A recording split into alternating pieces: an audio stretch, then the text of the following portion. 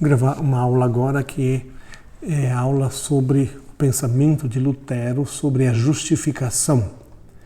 É a aula 2, porque eu já fiz uma primeira parte, que é a introdução.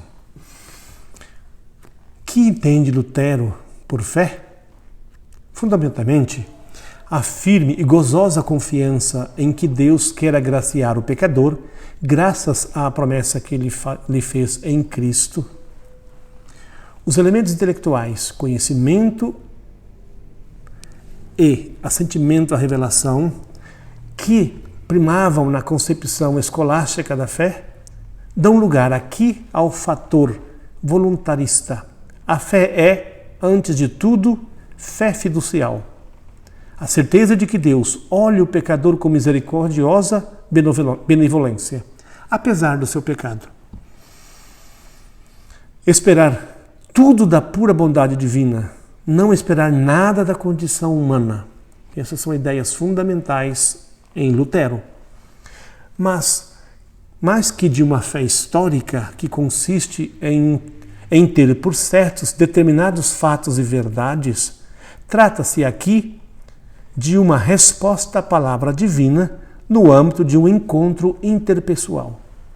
Mas, notemo-lo bem, um encontro tal que o momento ativo se dá exclusivamente do lado de Deus, enquanto do lado humano só pode proporcionar a atitude da pura receptividade, semelhante à do mendigo, que se limita a estender a mão em que se depositará a esmola. Então, qual é a função desta fé fiducial para a justificação? Ou, com outras palavras, que significado atribuir à preposição por da forma justificado pela fé? Ou justificado só pela fé? Comumente entendeu-se que, em Lutero, a fé fiducial não produz a justificação, nem sequer prepara para ela ou dela dispõe. Seria simplesmente o pretexto ou a ocasião de que Deus se serviu para não imputar o pecado. Contudo, seu pensamento parece ser mais complexo. A fé fiducial seria princípio conformador, causa formal, princípio agente, causa eficiente, princípio condicionante, conditio sine qua non, da justificação. Em todo caso, o denominador comum destas diversas acepções é uma compreensão instrumental da fé. Ela é algo assim como a prótese com a qual o pecador alcança ou é alcançado pela justiça de Cristo. Lembre-se da imagem da mão do mendigo. Em que consiste esse alcançar a justiça, ou ser alcançado por ela, de Cristo? Como entende Lutero a justificação do pecador? Lembremos do que foi dito até aqui. O pecado original corrompeu a natureza humana. Enquanto identificado com a concupiscência, não desaparece nunca, mas se confunde de fato com o próprio ser do homem. A justificação há de consistir, por conseguinte, na ação pela qual Deus, em vez de imputar ao ser humano o seu pecado, lhe imputa a justiça de Cristo. Trata-se, pois, antes de tudo, de uma declaração, em virtude da qual Deus tem por justo o que era e continua sendo pecador. Quanto ao mais, o pecado permanece, mas já não imputado, ainda que persista, perde a sua capacidade de acusar, condenar, remoer, ferir. A graciosa misericórdia divina lhe tira esse poder. Esta ênfase no caráter forense da justificação corresponde também ao propósito de oferecer uma saída para a angústia das consciências atormentadas pelo terror e pela condenação eterna. Cristo veio para dar-nos a certeza da salvação, De modo que quem duvida está condenado, pois Deus promete a salvação. A invencível segurança dessa declaração divina apazigua toda inquietude malsã e devolve ao homem a serenidade e paz. A sequela imediata da justificação forense é a célebre tese do homem, ao mesmo tempo pecador e justo. Simul peccator et justus. Pecador na realidade e de verdade, mas justo por imputação e por promessa. A fórmula, deliberadamente paradoxal, é típica do estilo de Lutero, mais preocupado com eficácia expressiva do que com o rigor acadêmico. A simultaneidade, no mesmo sujeito dos predicados antitéticos pecador justo, seria inviável se ambos respondessem à categoria absoluta do habitus. Não o são se justiça e pecado se entendem como denotações de uma relação. Em si mesmo, o homem é pecador e não deixará de ser nunca. Contudo, o fato de que Deus se relacione com ele permite adjudicar-lhe o qualitativo de justo. Lutero considerava esta fórmula como a cifra compendiada de sua total compreensão da justificação. Do que se disse até agora, é inegável que Lutero se manifestou muito enfaticamente sobre o caráter forense da justificação.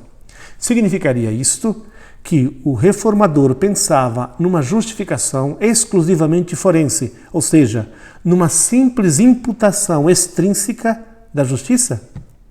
Ou há lugar em sua concepção para uma justificação efetiva?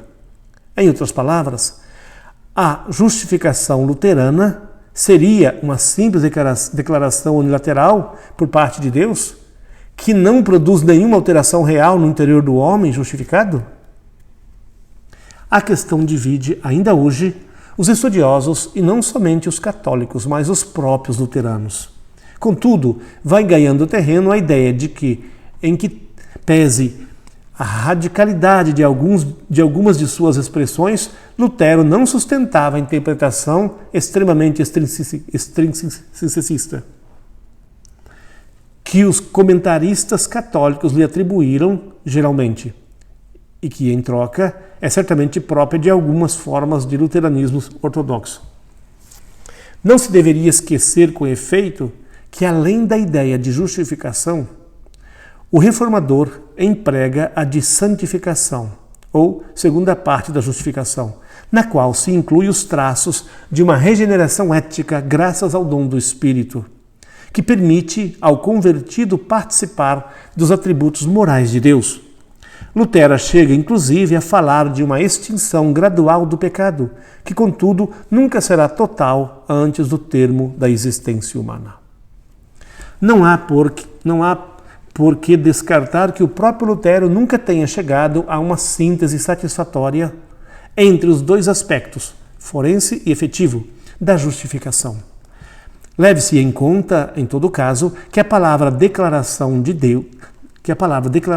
de Deus, como já se indicou em outro lugar deste livro, é sempre efetiva, opera o que significa. Portanto, inclusive naqueles textos que se expressam em termos forenses, pode estar latente a intenção que aponta para uma justificação efetiva.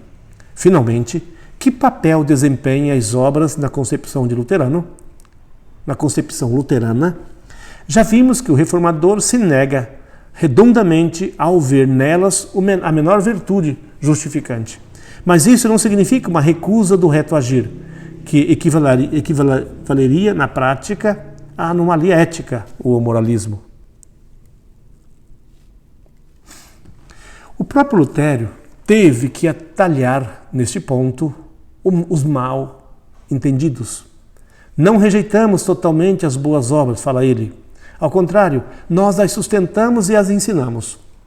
Elas são, com efeito, sinal inequívoco da santificação e, ao mesmo tempo, cumprimento dos mandamentos divinos, que servem para o bem comum dos irmãos. Embora não justifiquem nem mereçam nada, são a garantia da autenticidade da fé, Daí que se tenha podido falar, a propósito da fé luterana, de uma fé só, nunca só. A partir de Lutero, a teologia da justificação, no resto dos reformadores, oscila entre uma flexibilização até a concepção efetiva da mesma. Nesta linha, situa Melanchthon e Zwingli, que chega, inclusive, à postulação de um sinergismo homem-deus no acontecimento da justificação da pessoa e o endurecimento da concepção puramente forense em certos círculos rigoristas. O próprio Calvino parece coincidir em essência com o de Lutero, só que aquele adotará com sua tese a predestinatio antecedens, um áspero determinismo soteriológico que endurece o predestinacionismo de Santo Agostinho e que, mais tarde, terá sua correspondência do lado católico no jansenismo. Característico do reformador francês é também o destaque que outorga às obras, na linha da compreensão comunitária da existência cristã. Elas são a manifestação visível, objetiva da obediência à lei divina. Em resumo, a reforma porá na mesa, como assunto fundamental, o problema da justificação. Problema que se divide nos pontos seguintes: corrupção total da natureza humana em consequência do pecado original? Arbítrio livre ou servil? Justificação forense ou efetiva? Fé somente ou fé e obras? Sobre estes pontos, centraram-se bem depressa as controvérsias entre os católicos e protestantes. Serão eles os que reterão também a atenção prioritária do Concílio de Trento. E vamos depois.